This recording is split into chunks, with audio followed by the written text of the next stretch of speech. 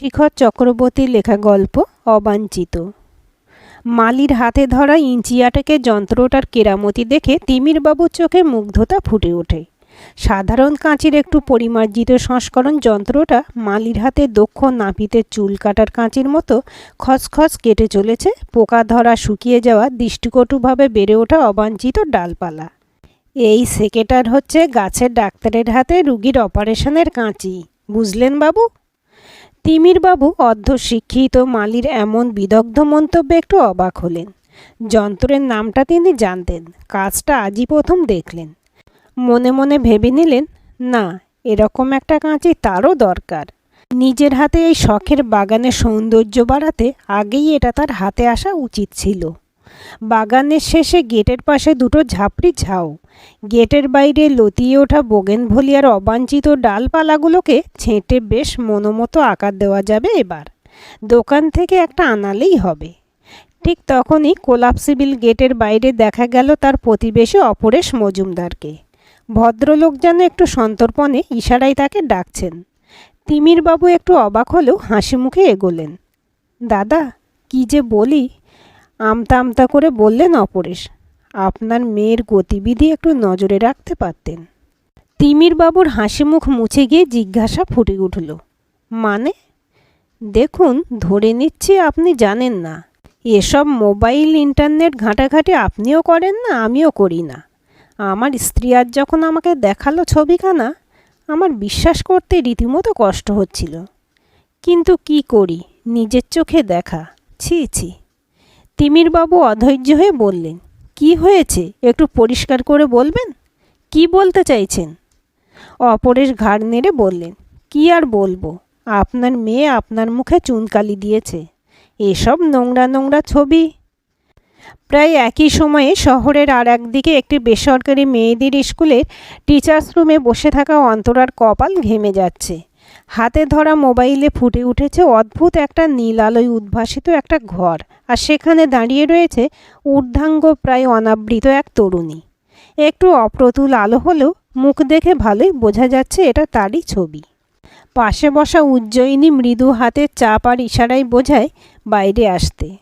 অন্তরা কাঠের পুতুলের মতো অন্য আরও দিদিদের জোড়া ছয়েক চোখের কৌতূহলী দৃষ্টির সামনে দিয়ে উজ্জয়িনীর সঙ্গে বাইরে এসে কৃষ্ণচূড়া গাছটার তলায় দাঁড়ায়। কিভাবে, কি করে এলো এই ছবি? উদ্ভ্রান্ত হয়ে প্রশ্ন করে উজ্জয়িনী। অন্তরার অতি প্রিয় সহশিক্ষিকা বন্ধু। বিহল ছলছল চোখে অন্তরা শুধু বলতে পারে, জানি না, আমি কিচ্ছু জানি না। এটা আমি না, আমি এরকম কোনো ছবি তুলিনি, কোনো দিন না। বিশ্বাস কর, তুই তো আমাকে চিনিস। বল, আমি কি করে এরকম নোংরা ছবি? ফুঁপিয়ে ফুঁপিয়ে কাঁদতে থাকে অন্তরা। পিঠে সান্ত্বনার হাত বোলায় উজ্জয়িনী। কাঁদিস না, বুঝতে পারছি এসব তোর কাজ নয়। কেউ বা কারা এসব করেছে, শুনেছি এসব হয় এখন। কিন্তু তুই কি তোর নিজের কোনো ছবি নেটে আপলোড করেছিস ইদানিং? একটু সামলে নিয়ে অন্তরা বলে, সে তো অনেক সেলফি তুলি, সবাই তোলে, কিন্তু এরকম কি করে হয়? সেটাই, কিন্তু এ ছবি তো এখন ওপেন হয়ে নেটে ঘুরছে, যে কেউ দেখতেই পাবে। ছি ছি, কি ভাববে? কাকে কাকে বোঝাবি? কজন বুঝবে? বড় মুশকিল। স্কুলের পিয়ন এসে খবর দেয় বড়দি চেম্বারে ডাকছেন। অন্তরা চমকায়। তবে কি বড়দিও ছবিটা? পাথরের মতো মুখ করে হেডমিস্ট্রেস অন্তরার হাত থেকে নিজের মোবাইলটা ফেরত নেন। দেখলে? লজ্জায় অপমানে অন্তরার মাথা হেঁট হয়ে আসে। এটা সম্পর্কে কিছু বলার আছে? ছবিটা যে তোমার, সেটা অ্যাডমিট করো তো। মাথা নিচু করেই উত্তর দেয় অন্তরা, ইয়েস ম্যাম। এসব কি জেনে বুঝে সজ্ঞানে করেছ? না না, একেবারেই তা নয় ম্যাম। আমি আজকেই দেখেছি ছবিটা। আমি জানি না, সত্যিই জানি না ম্যাম, কি করে এরকম ছবি এলো। আপনি তো এতদিন ধরে চেনেন আমাকে, আমি এ কাজ করতে পারি? আমি কিচ্ছু বুঝতে পারছি না। ঝরঝর করে কেঁদে ফেলে অন্তরা। আমাকে একটা স্কুল চালাতে হয়, অনেক মেয়েরা পড়ে এখানে, তারা বাড়িতে নিশ্চয়ই মোবাইল ঘাঁটাঘাঁটি করে, তাদের চোখে পড়বেই। কি ইমপ্রেশন হবে তাদের, ভাবতে পারছি না জাস্ট। অলরেডি ম্যানেজিং কমিটির চোখে পড়েছে। আমায় ফোন করেছিল, দেখো, আমি ধরে নিচ্ছি তুমি এসব করনি। তোমার ছবি ব্যবহার করা হয়েছে। In that case you report to the police. আর তুমি কিছুদিন ছুটিতে থাকো। Try to sort out this in the mean time. You need a break. বিমর্ষ অন্তরা বোঝে, মেনে নেয়, ঘাড় নেড়ে সম্মতি জানিয়ে ছলছল চোখে বেরিয়ে যায়। দুপুরে দুমুঠো কোনো রকমে খেয়ে মা শয্যা নিয়েছেন। বাবাও উদাস চোখে বারান্দায় চেয়ারে বসে। এই কয়েক ঘন্টায় সবার বয়স যেন 10 বছর করে বেড়ে গেছে। কাজের মাসি এসে বাসন টাসন ধুয়ে দিয়ে গেছে, কিন্তু যতক্ষণ ছিল উসখুস করে গেছে। কিছু যেন বলতে চায়, দুজনের মুড দেখে আর সাহস পায়নি। তবে কি সেও ছবি দেখে ফেলেছে ইতিমধ্যে? হতেও পারে। অন্তরা কোনো রকমে চেঞ্জ করে মায়ের কাছে গিয়ে বসলো। মা ওকে দেখে হাউ হাউ করে কান্নায় ভেঙে পড়লেন। শুধু একটাই কথা, এ তুই কি করলি? এভাবে আমাদের মান সম্মান ধুলোয় মিশিয়ে দিলি। আমরা কি আর রাস্তায় বেরোতে পারবো? এর মধ্যেই তোর দিদি জামাইবাবু ফোন করেছে, ওরাও দেখেছে। আরও সব পাড়া প্রতিবেশীরা খবর নিচ্ছে। এত মুখরোচক খবর। এ তুই কি করলি? অন্তরা চেষ্টা করে, আপ্রাণ চেষ্টা করে বোঝানোর, এ যে তার কাজ নয়, কোনো বাজে দুষ্টু লোকের কাজ। এরকম কাজ তার পক্ষে করা অসম্ভব। কিন্তু কে শোনে? শুনলেও কি আর বোঝে? অন্তর্জাল বিষয়টি নিয়ে মায়ের চরম অজ্ঞতা। বাবা তবু বোঝেন। বাবার কাছে গিয়ে দাঁড়ায় অন্তরা। পেছন থেকে বাবার দু কাঁধে হাত রাখে। একটু চকিত হন তিমির। মেয়ের হাতের উপর নিজের সহানুভূতির হাত রাখেন। কিছু মনে করিস না মায়ের কথায়, বুঝিস তো মায়ের মন। অন্তরার দু চোখ ঝাপসা হয়, ঘাড় নেড়ে সম্মতি জানায়। আপনারা শিক্ষিত, এ যুগের ইয়াং জেনারেশন, দিন রাত সোশ্যাল মিডিয়ায় থাকেন। নিজের সব ব্যক্তিগত তথ্য, ছবি এসব দিয়ে লেনদেন, ঘোরাফেরা করেন। বারবার সতর্ক করা সত্ত্বেও রিস্ক নেন। আর বিপদে পড়লেই তখন পুলিশকে মনে পড়ে। পুলিশ কি করবে? মনে করে দেখুন, ইদানিংকালে কোনো সোশ্যাল সাইটে বা পেজে গিয়ে এসব শেয়ার করেছেন? ওসি নবীন দত্ত জিজ্ঞেস করেন উল্টো দিকে চেয়ারে বসে থাকা অন্তরাকে। পাশে চিন্তাকুল অন্তরার বাবা। এত সব কিছু তিনি বোঝেন না, তবু আশায় আছেন যদি মেয়ে কিছু সূত্র মনে করতে পারে। খানিক চিন্তা করে না বলতে গিয়েও থমকায় অন্তরা। মনে পড়ে যায় কদিন আগে একটা মজাদার গেমিং সাইটে নিজের ফটো আপলোড করেছিল আরও কিছু বন্ধুর সঙ্গে সেও। কয়েক সেকেন্ডের মধ্যে নিজের ছবির নানা রকম বিদেশি সংস্করণ দেখে সবাই খুব মজা পেয়েছিল। নানান অবতারে পছন্দ মতো ছবি সবার মতো সেও শেয়ার করেছিল সোশ্যাল মিডিয়ায়। তবে কি সেই ছবি? কিন্তু নিজের ছবিটা তো খুব সাধারণ, সালোয়ার কামিজে তোলা, অশালীন কিছু একেবারেই না। ওসি নবীন দত্ত সব শুনে চোখ ধরে ফেলার মতো কৃতিত্বের হাসি দিয়ে বললেন, কি বলেছিলুম না? এরকম নিশ্চয়ই কোনো ভুল আপনি করেছেন। নিন, এবার ভোগান্তি, সামাজিক সম্মান নষ্ট, ফেস লস। যা ক্ষতি হবার তা তো হয়েই যাচ্ছে। প্রতি সেকেন্ডে লাখ লাখ ভিউ পড়ছে, ভাবুন একবার। উল্টো দিকে তিমিরবাবু দুহাতে মুখ ঢেকে মাথা নিচু করেন। সারা শরীর যেন অবশ হয়ে আসে। অন্তরার মনের প্রশ্নের উত্তর আসে ওসির কাছ থেকেই। আর এসব নিরীহ ছবি মর্ফ করে অন্য খারাপ ছবির মাথায় বসিয়ে দিলেই হলো। কম্পিউটার দিয়ে সব হয়, বুঝলেন? একেবারে নিখুঁত, ধরতেই পারবে না কেউ আসল না নকল। কি বুঝলেন? হ্যাঁ হ্যাঁ। আর কি যান, এবার সাইবার ক্রাইম খাতায় একটা ডায়েরি করে যান। নীলাদ্রির মানে সেকেন্ড অফিসারের সঙ্গে কথা বলে যান। দেখা যাক কি করা যায়। কিছু হবার চান্স কম। যারা এসব করে তারা বেশি এক্সপার্ট আমাদের থেকে। অন্তরা আর তিমির উঠে দাঁড়ান। ওসি আরও বলেন, আর হ্যাঁ, আপনার ব্যাঙ্ক অ্যাকাউন্টটা আপাতত লক করে রাখবেন। ম্যানেজারকে জানিয়ে রাখবেন, বলা তো যায় না। আচ্ছা, দীপু কি বলছে? এসব ছবি সে তো নিশ্চয়ই এতদিনে দেখেছে। মেয়েকে জিজ্ঞেস করেন তিমির। নামটা শুনেই একটু অবাক হয় অন্তরা। নিজের মধ্যে প্রশ্নটা উঠে আসে, সত্যি তো সন্দীপ্তকে তার এই দুদিনে মনে পড়েনি তো। আশ্চর্য, সবার আগে ওকেই এই বিপর্যয়টার কথা জানিয়ে ওর গুরুত্বপূর্ণ মতামত নেওয়া দরকার ছিল। যতই হোক, এই সোশ্যাল মিডিয়া, ইন্টারনেট এসব ব্যাপারও অনেক ভালো বোঝে। বাবাও নিশ্চয়ই এসব ভেবেই ওর কথা ভেবেছে। ওদের দুজনের সম্পর্কটা তো এ বাড়িতে অজানা বা অপছন্দের নয়। পরক্ষণে একটা অভিমানও উঁকি দেয় অন্তরার মনে। দীপও তো একটা খোঁজ নিতে পারত। এ কদিনে সে যে বহির্জগৎ থেকে পুরো বিচ্ছিন্ন হয়ে রইল। যে রোজ রাতে ফোনে কথা বলে শুতে যেত, সে যে এ কদিন পুরো অফ হয়ে গেল, তাতে একবারও মনে হবে না একবার খোঁজ নিতে?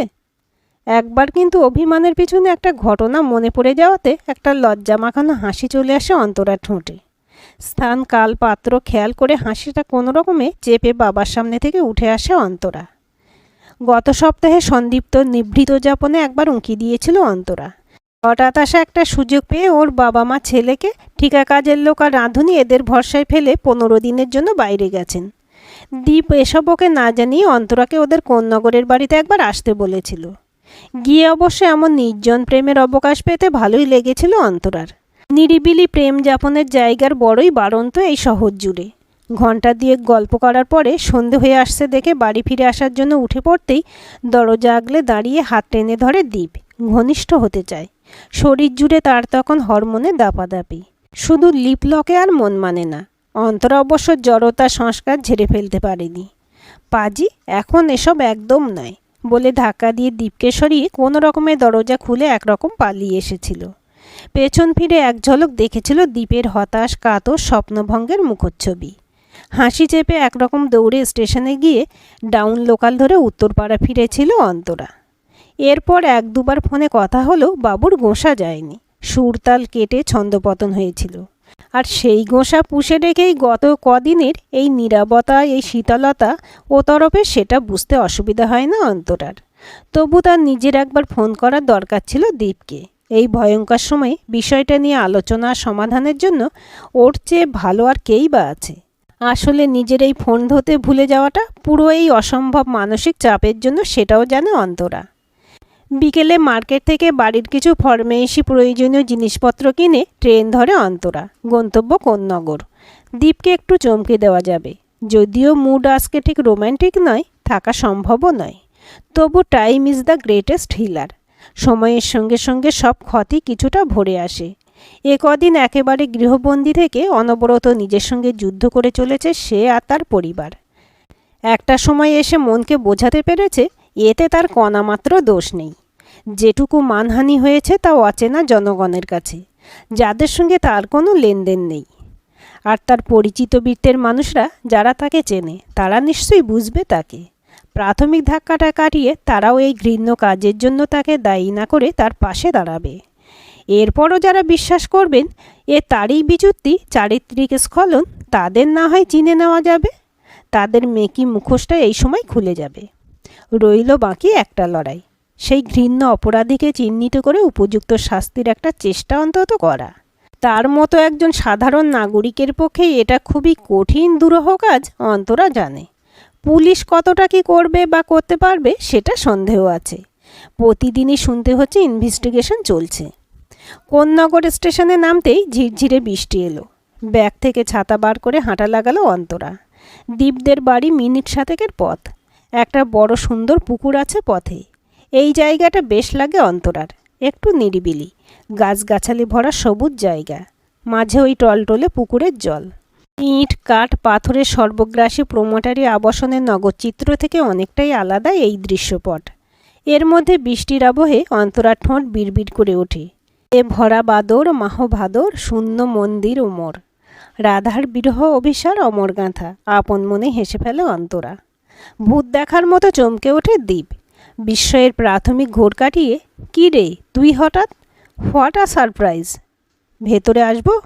ছদ্ম গম্ভীর মুখে উল্টো প্রশ্ন করে অন্তরা। তাড়াতাড়ি সরে ঘরে ঢোকার জায়গা করে দেয় দীপ। ওহো, সরি। চেয়ারে থিতু হয় অন্তরা। ব্যাগপত্র টেবিলে রেখে হালকা হয়ে বসে। ওকে বসিয়ে দীপ চলে যায় কফি বানাতে। বাজার থেকে কিনে আনা বার্গার দুটো দীপের হাতে দেয় অন্তরা। গরম করে আনতে বলে। কফি খেতে খেতে কথা শুরু হয়। গতদিনের ঘটনার জন্য অ্যাপোলজি চায় Deep. Sorry for what mischief I have done. হাত তুলে থামায় অন্তরা। তারপর মুঠোর মধ্যে নেয় দীপের হাত দুটো।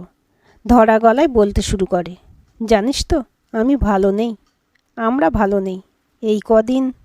থামিয়ে দিয়ে দীপ বলে, জানি রে, দেখেছি, ছাড় ওসব। এরকম হরদম হচ্ছে। এগুলো ডিপ ফেক ভিডিও বা স্টিল ছবি। এরকম ডার্ক ওয়েবে অনেক ইউনিট আছে, যারা এভাবে বিভিন্ন অ্যাপে ছড়িয়ে সাধারণ মেয়েদের ছবি হ্যাক করে, ছড়িয়ে দেয় তার উপর কম্পিউটারের কারিগরি করে। অন্তরা চোখ গোল গোল করে শুনে যায়, ভরসা পায়। কদিন এই ভরসার কাঁধটাই দরকার ছিল, অন্তর থেকে অনুভব করে। এখন কি করণীয়? প্রশ্ন করে অন্তরা। দীর্ঘশ্বাস ফেলে দীপ। কি আর বলবো, রাগ করিস না। আসলে কোনো লাভ নেই, চেষ্টা করেও এদের কিছু করা যাবে না। এরা জলের গভীরে থাকা পোকা। ওপরে জলের নড়াচড়া দেখলে ডুবে বসে থাকবে। ওপর থেকে এদের দেখাও যায় না। এদের কোনো আইডেন্টিটি নেই, কোনো দেশ নেই, আইপি অ্যাড্রেস খুঁজে পাওয়া যায় না। আয় তোকে তাহলে একটু ডিটেলে বোঝাই। ল্যাপটপটা টেনে নেয় দীপ। এরপর মিনিট 10 দীপের আঙুলের নাড়াচাড়া আর কম্পিউটার স্ক্রিনে ফুটে ওঠা এক অচেনা গোপন জগতের কিছু ভাষা তথ্য, কিছু এরকম দুর্বৃত্ত সংস্থার নাম, তাদের গা ঘিন ঘিন করে ওঠা পরিচয়, লোগো অন্তরাকে ক্ষণে ক্ষণে শিউরে দেয়। অসহায়ভাবে উপলব্ধি করে এই অতল রহস্য সমুদ্র, যেখানে এরকম অগুন্তি মাংসাশী হাঙর বিচরণ করে, যাদের মধ্যে কোনো একজনকে চিহ্নিত করা সত্যিই একরকম অসম্ভব। দুর্যোগ যা হবার হয়েছে, তাকে প্রতিহত করার ক্ষমতা তার মতো সামান্য মানুষের নেই। দুর্যোগ অলক্ষ্যে ঘনিয়ে এসেছে বাইরেও। বৃষ্টির ধার বেড়েছে, তার সঙ্গে সদ্য যোগ হলো বজ্র নির্ঘোষ। আকাশ ফালা ফালা করে এক প্রচণ্ড ঝলকানির পরপরই কান ফাটানো প্রথম আওয়াজ। হতচকিত ভীত অন্তরা আঁকড়ে ধরে পাশে বসে থাকা দীপকে। আস্তে আস্তে দীপের হাতও উঠে আসে অন্তরার পিঠে। সময় অনন্ত হয়ে যায়। অন্তরার চোখ বুজে আসে। আজ আর কোনো সংকোচ এসে দাঁড়ায় না দুয়ার জুড়ে। পরম ভরসায় সমর্পণ করে দীপের বুকে। নিঃশ্বাস গভীর হয়ে আসে। দীপের মুখ দূরত্ব কমায়, ঠোঁট নেমে আসে কপালে, তারপর আরও নিচে। দীপের হাত খেলা করতে থাকে চরম আশ্লেষে অন্তরা শরীরের আনাচে কানাচে। এক আবেশ, অবশ তৃপ্তি গ্রাস করে অন্তরার সারা শরীর। দীপের শরীরের সমস্ত উত্তাপ যেন গলিয়ে ফেলতে চায় অন্তরার মোম শরীর। বালিশে মাথা চেপে রেখেছে দীপের ঠোঁটের চাপ। দুটো শরীর তখন বাইরে প্রকৃতির মতোই একটা দুর্যোগের প্রতীক্ষায় উন্মুখ। একটা টুং আওয়াজে একটু চোখ খোলে, ঘাড় ঘোরায় অন্তরা। দুহাত দূরে টেবিলের উপর ছেড়ে আসা ল্যাপটপের প্রায় নিভে আসা স্ক্রিনে আবার প্রাণ ফিরে আলো ছড়াচ্ছে। একটা ছবি ফুটে উঠেছে। অর্ধবসনা অন্তরা উত্তেজক ভঙ্গিতে দাঁড়িয়ে, ঠিক সেই তোলপাড় করা ছবিটা। আর তার ঠিক পাশেই রয়েছে তার নিজের আপলোড করা সাধারণ ছবিটা, কম্পিউটার কারিকুরি করার আগের আর পরের ছবি দুটো। নিচে কিছু লেখা, পড়তে অসুবিধা হয় না। স্তব্ধ বিস্ময়ের ঘোর কাটিয়ে পড়ে ফেলে অন্তরা। যা ইংরেজি লেখা আছে তার বাংলা করলে দাঁড়ায়, ডিয়ার মিস্টার সন্দীপ্ত সেন, আপনার সহযোগিতার জন্য ধন্যবাদ। ভবিষ্যতে এরকম ছবি পাবার আশা রাখি। আশা করি চুক্তিমতো আপনার পাওনা আপনি পেয়ে গেছেন। ধন্যবাদান্তে ডিপ ব্ল্যাক আর্থ। এই নামটা খুব চেনা। তবে মাত্র দ্বীপের মুখে এই নামটা আরও কিছু ডার্ক ওয়েবসাইটের নামের মধ্যে উঠেছিল। এক মুহূর্তের জন্য চরম অবিশ্বাস, বিস্ময়, ঘৃণা ছেয়ে ফেলল অন্তরাকে। শেষে দ্বীপ? কেন? এও কি সম্ভব? উত্তপ্ত শলাকা হয়ে ওঠা দ্বীপের শরীর থেকে নিজের প্রায় আদুর শরীরটাকে মুক্ত করতে সর্বশক্তি প্রয়োগ করে অন্তরা। বন্য জন্তুর মতো দ্বীপের কামার্ত শরীরে তখন উন্মত্ত শক্তি। অসহায় অস্পুষ্ট ঘৃণা দলা পাকিয়ে চিৎকার হয়ে বেরিয়ে আসে অন্তরার গলা দিয়ে। একটু থমকায় দ্বীপ এই অসময়ে ভাবান্তরে। ঘাড় তুলে অন্তরার দৃষ্টি অনুসরণ করে তাকায় ল্যাপটপের দিকে। এক মুহূর্ত লাগে বুঝে নিতে কি হয়েছে। ঘাড় ঘুরিয়ে তাকায় আবার রাগে ঘৃণায় জ্বলতে থাকা অন্তরার চোখের দিকে। নাকপাশ থেকে মুক্ত হবার জন্য তখনও ছটফট করে চলেছে তার শরীরটা। অন্তরার মুখ থেকে হিসহিস করে বেরিয়ে আসে, you are dirty soul, leave me, ছাড় আমাকে, ছি। অন্তরার বিস্ময়ের ঘোর দ্বিগুণ হয়ে যায়। দীপ মুখ খোলে, চোখে খেলা করছে তীব্র কুটিল হিংস্র হাসি। শালি, খুব সতীপনা দেখিয়েছিলি না?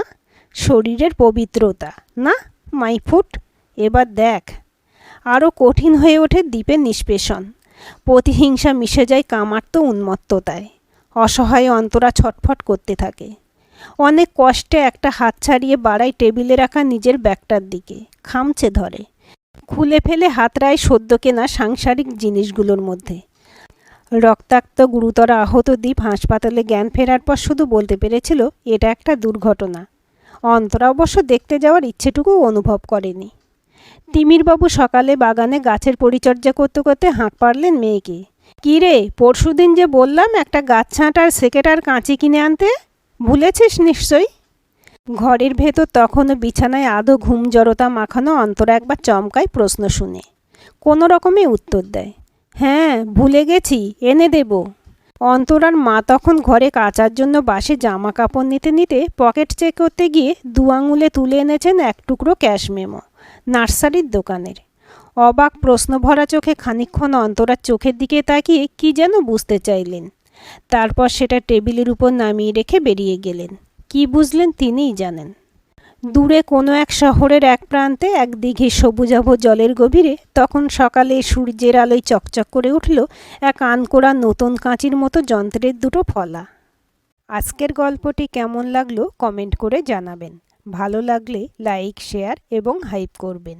আর চ্যানেলটি সাবস্ক্রাইব করে বেল আইকনটি ক্লিক করে রাখতে ভুলবেন না।